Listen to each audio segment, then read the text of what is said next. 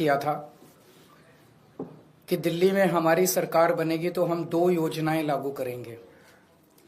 एक महिलाओं के लिए महिला सम्मान योजना, जिसमें हमने कहा था कि हर महिला को 2100 रुपए दिए जाएंगे। कैबिनेट ने प्रस्ताव पारित कर दिया था कि हजार रुपए हर महिला को दिए जाएं, लेकिन मैंने कहा था कि चुनाव जीतने के बाद इसको बढ़ा के हम 2100 रुपए हर महिला को देने शुरू करेंगे। बुजुर्गों के लिए हमने ऐलान किया था कि 60 साल से ऊपर के हमारे जितने बुजुर्ग हैं, उन सभी बुजुर्गों को उनके इलाज का सारा खर्च दिल्ली सरकार उठाएगी, चाहे वो प्राइवेट में हो चाहे सरकारी में हो। ये दोनों योजनाएं इतनी हितकारी थी, जनता के पक्ष में थी, लोगों के पक्ष में थी कि इन योजनाओं में हमने जैसे ही रजिस्ट्रेशन, आम आदमी पार्टी ने जैसे ही रजिस्ट्रेशन करना चालू किया, इतनी लंबी लंबी लाइनें लगने लग गई। लोगों में इतना उत्साह था, लोग बहुत खुश थे और लाखों लोगों ने, चंद दिनों के अंदर लाखों लोगों ने इसका रजिस्ट्रेशन किया। जाहिर तौर पे बीजेपी की नींद उड़ गई, बीजेपी बुरी तरह से बौखला गई और बीजेपी के कई नेताओं ने मुझे फोन करके बोला कि जी चुनाव तो खत्म हो गया। बोला लगता नहीं इस बार 3-4 सीट भी आएंगी, और बोला कि जीतनी तो दूर की बात है, कई सीटों पे बीजेपी की हो सकता है जमानत जब्त हो जाए। तब इन्होंने ये ठान लिया कि इन योजनाओं को किसी भी तरह से बंद करना है। इन्होंने अपने गुंडे भेजे, कई जगह जहां पे कैंप लगे थे वहां पे गुंडों ने हमारे कैंप उखाड़ने की कोशिश की। इन्होंने पुलिस भेजी, पुलिस भेज के इन्होंने उखाड़ने की कोशिश की। और आज इन्होंने एक फर्जी जांच के आदेश दिए हैं कि जांच होगी। किस चीज की?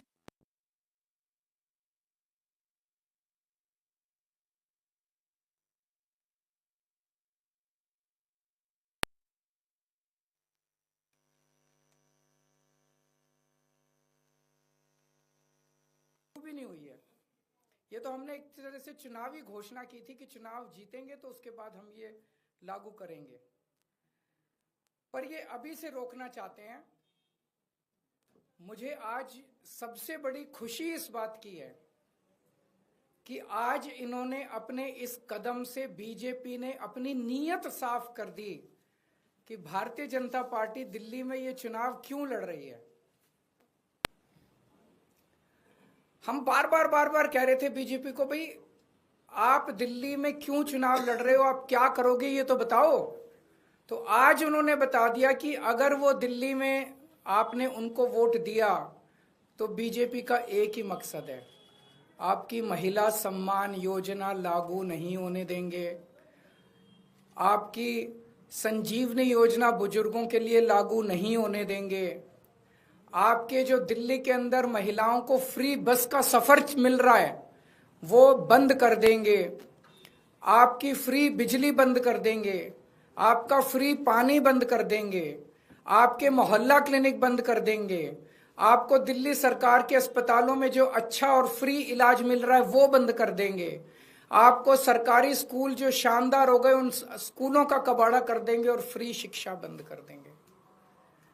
भारतीय जनता पार्टी दिल्ली का चुनाव आपके लिए कुछ करने के लिए नहीं लड़ रही, सब कुछ बंद करने के लिए लड़ रही है।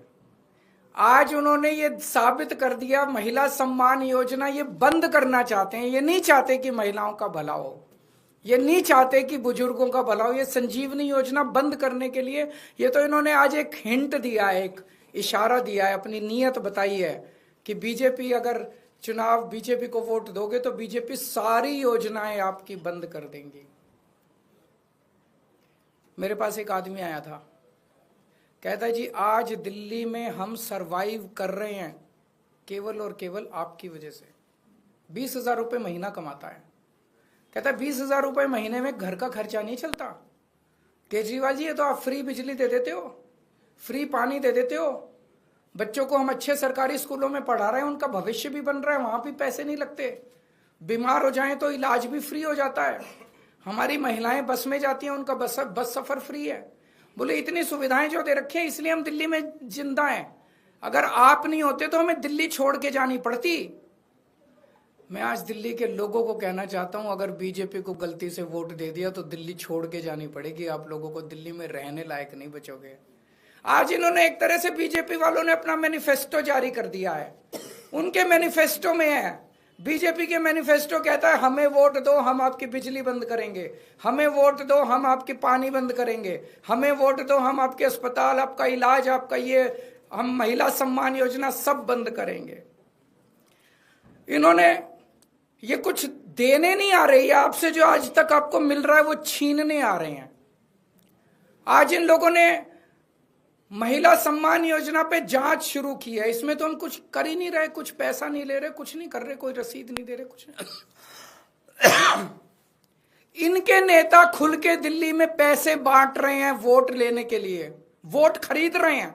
शायद भारत के इतिहास में ऐसा कलयुग कभी नहीं आया होगा जो आज भारतीय जनता पार्टी की वजह से हो रहा है।